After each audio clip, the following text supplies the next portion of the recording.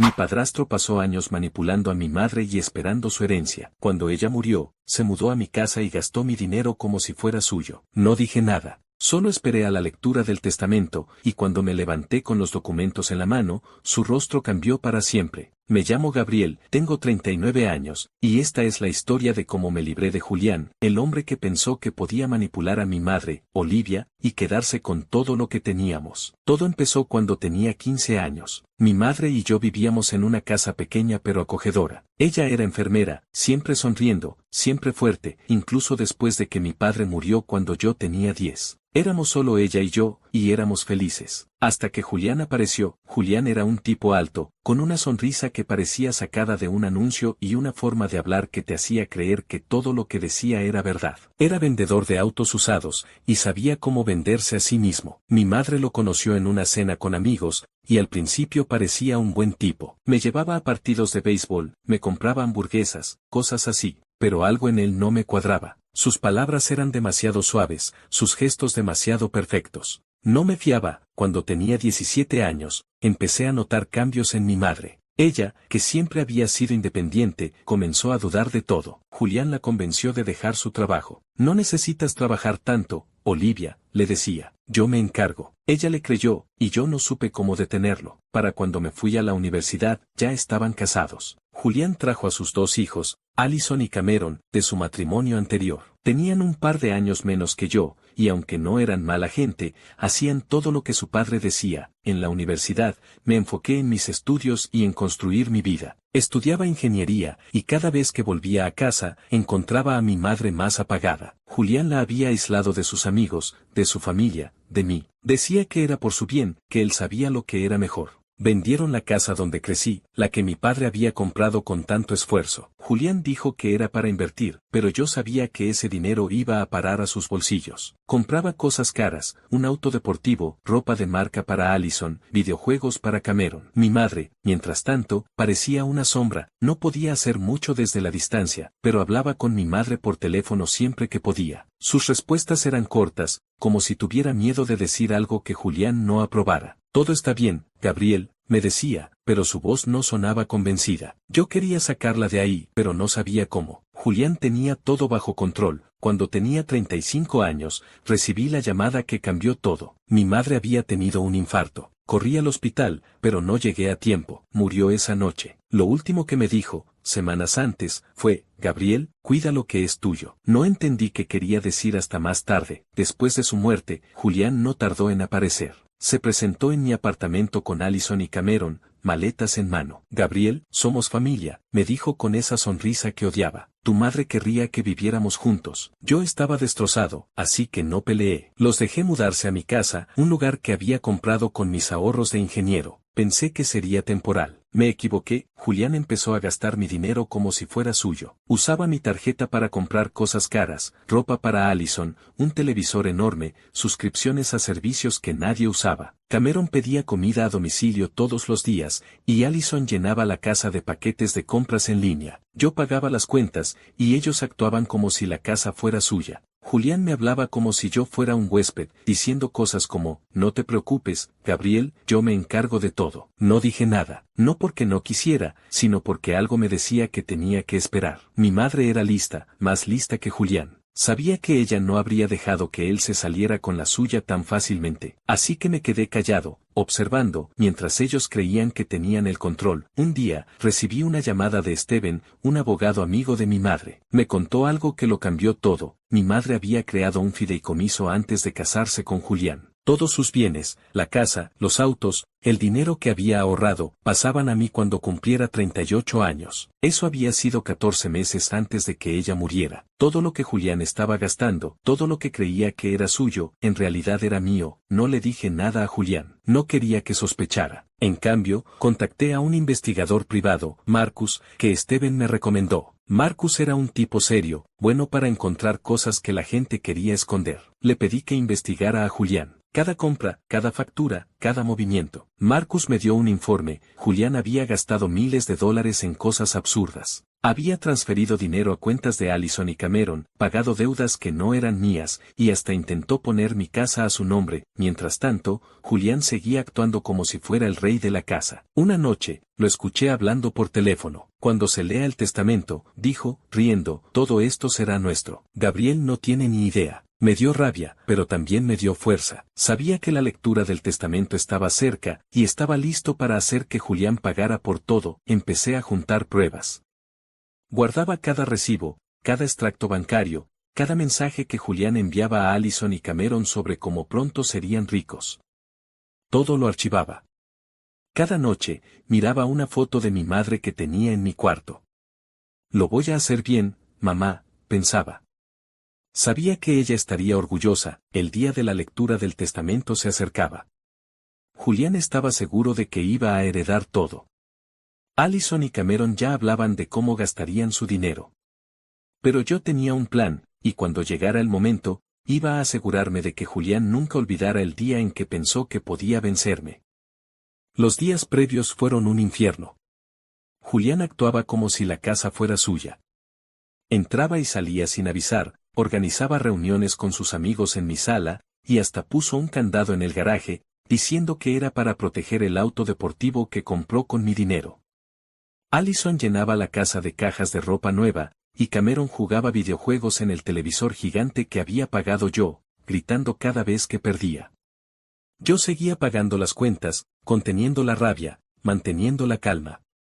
Pero cada día, mi determinación crecía. Estaba trabajando con Marcus, el investigador privado, y con Steven, el abogado.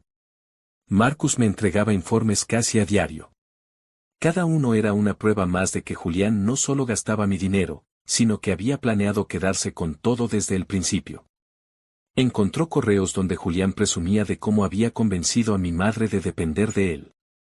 Había un mensaje donde me llamó el chico que no será un problema. Eso me dolió, pero me dio más fuerza para seguir. Steven me explicó el fideicomiso. Mi madre lo había creado antes de casarse con Julián, y era irrevocable. Todo, la casa, los ahorros, los autos, pasó a mi nombre en mi cumpleaños 38, 14 meses antes de que ella muriera. Julián no tenía idea. Creía que mi madre había dejado un testamento que lo favorecería a él como su esposo. Pero mi madre era más lista. Incluyó una cláusula que decía que cualquier gasto no autorizado después de mi cumpleaños era abuso financiero, y yo podía reclamarlo legalmente. Con eso en mente, empecé a moverme con cuidado. No quería que Julián sospechara, así que seguí actuando como si no pasara nada. Pero en secreto, estaba armando mi caso. Marcus me ayudó a instalar cámaras discretas en la casa. No era para espiar, sino para documentar. Grabé a Julián usando mi tarjeta, a Allison abriendo paquetes de ropa cara, a Cameron comprando consolas con mi cuenta. Cada video, cada recibo, era una pieza más en mi arsenal. Una noche, mientras Julián fumaba en el patio, me reuní con Steven en una cafetería lejos de la casa. Steven, con su pelo blanco y su voz calma, me explicó el plan. La lectura del testamento sería en la oficina de un notario neutral. Allí, frente a Julián, Allison y Cameron, se revelaría la verdad. Mantén la calma, Gabriel, me dijo. Julián va a intentar manipular la situación. Pero los documentos son claros, y con las pruebas, no tiene salida. Le pedí a Marcus que investigara más. Quería saber si Julián había hecho algo ilegal más allá de gastar mi dinero. Marcus descubrió que tenía deudas por todas partes. Había pedido préstamos usando el nombre de mi madre antes de que muriera, y seguía usando mi casa como garantía para pedir más. Era un desastre, pero también mi ventaja. Si podía probar que actuó de mala fe, podía sacarlo de mi casa y hacerlo enfrentar consecuencias legales. En casa, la situación era insoportable.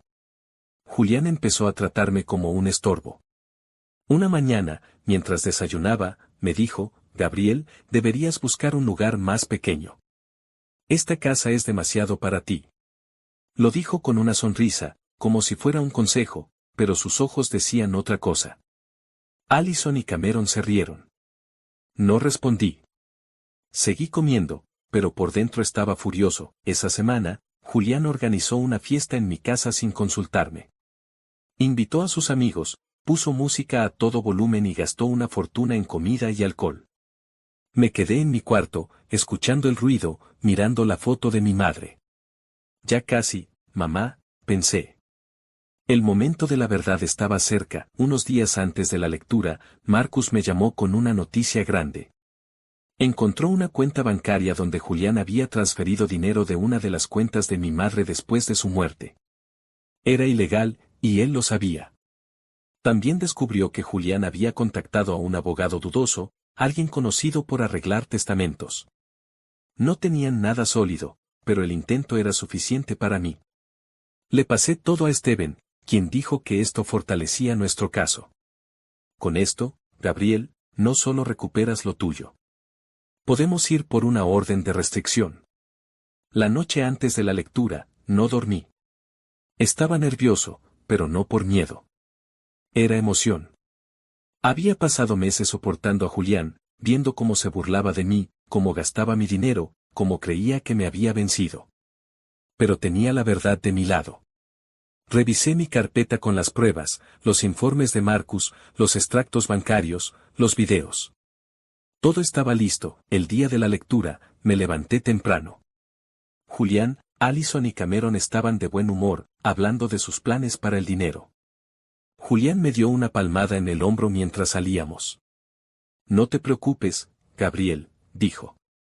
Todo va a salir bien.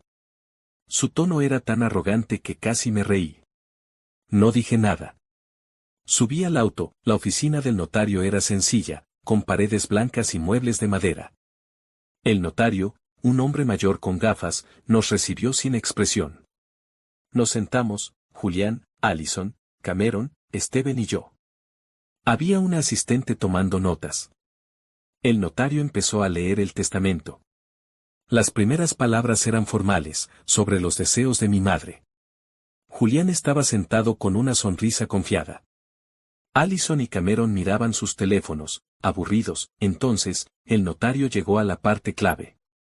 Todos los bienes de Olivia, incluyendo propiedades, cuentas bancarias y posesiones, fueron transferidos a un fideicomiso irrevocable a nombre de su hijo, Gabriel, a partir de su cumpleaños número 38. Hizo una pausa y me miró. Eso ocurrió hace 14 meses. Julián se quedó helado. Su sonrisa desapareció. ¿Qué? Dijo, inclinándose. ¿Qué significa eso? El notario continuó, explicando que el fideicomiso ya estaba en vigor y que yo era el dueño legal de todo. Julián interrumpió, gritando. Eso no puede ser. Soy su esposo. Steven intervino, sacando una copia del fideicomiso. El documento es claro. Olivia lo estableció antes de casarse contigo. Es legal. Julián se puso de pie, rojo de ira. Esto es un error. Allison empezó a gritar que no era justo, y Cameron miraba al suelo. Yo me quedé callado, dejando que Steven manejara todo. Él sacó las pruebas, los informes de Marcus, los extractos bancarios, los gastos de Julián. Además, dijo, tenemos evidencia de abuso financiero. Transferencias ilegales, intentos de apropiarse de propiedades. Julián no sabía qué decir. Por primera vez, lo vi sudar, nervioso. Allison y Cameron estaban en shock. El notario terminó la lectura. No había nada para ellos. Ni un centavo. Al salir, Julián me agarró del brazo. Gabriel, hablemos. Somos familia, ¿no? Lo miré a los ojos.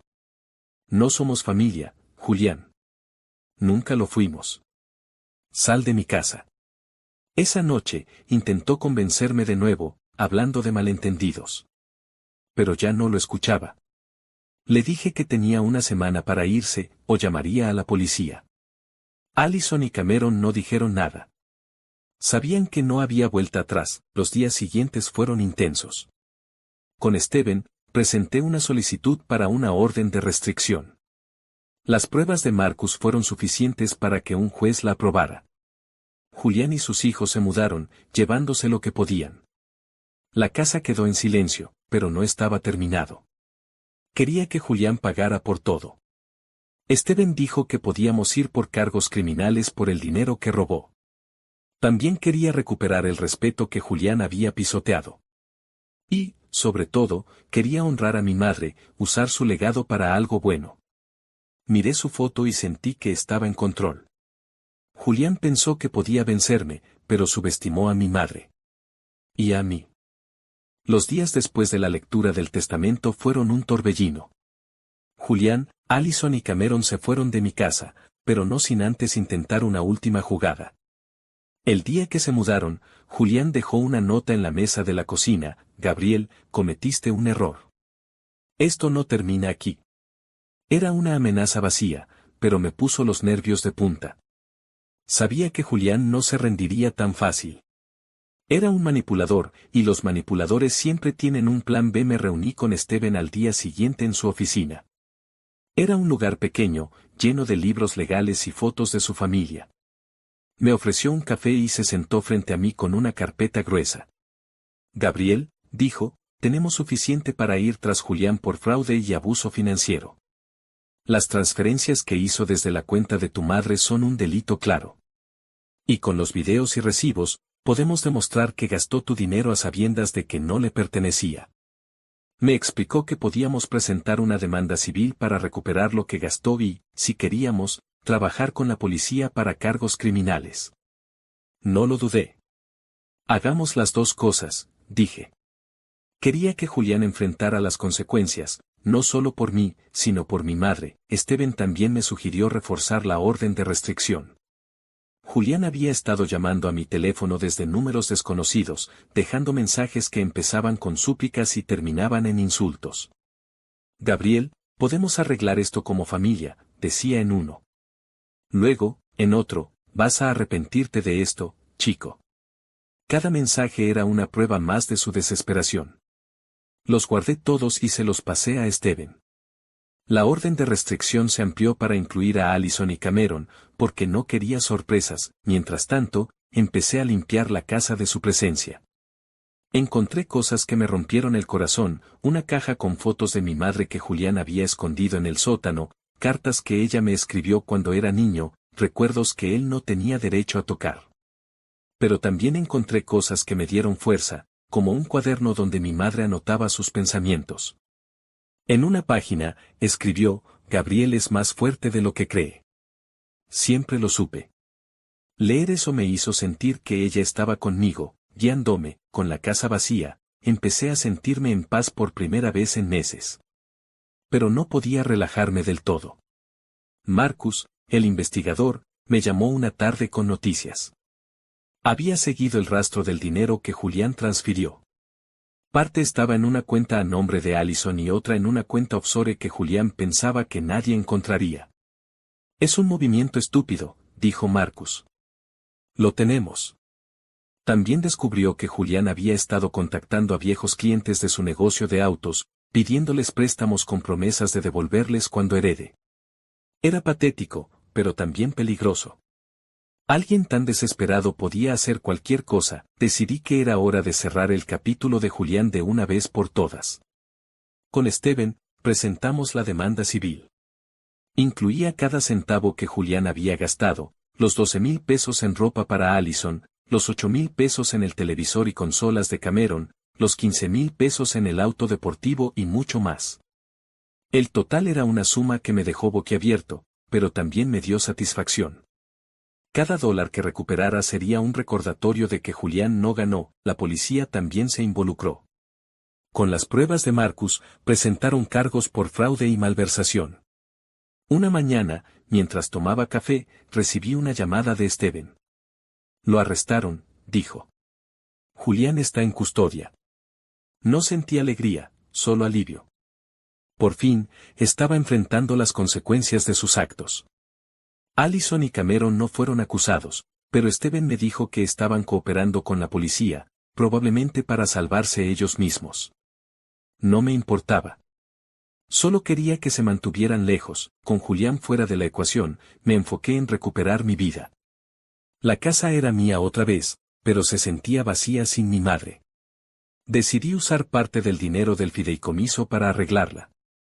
Pinté las paredes, cambié los muebles que Julián había arruinado y convertí una habitación en un pequeño estudio con fotos de mi madre y recuerdos de mi infancia. También busqué a las personas que ella quería, sus viejas amigas, mis tíos, primos que no veía desde hacía años. Organicé una cena en casa, y por primera vez en mucho tiempo, la llené de risas y conversaciones que no tenían nada que ver con Julián. Una de las amigas de mi madre, Clara, me contó historias que no conocía.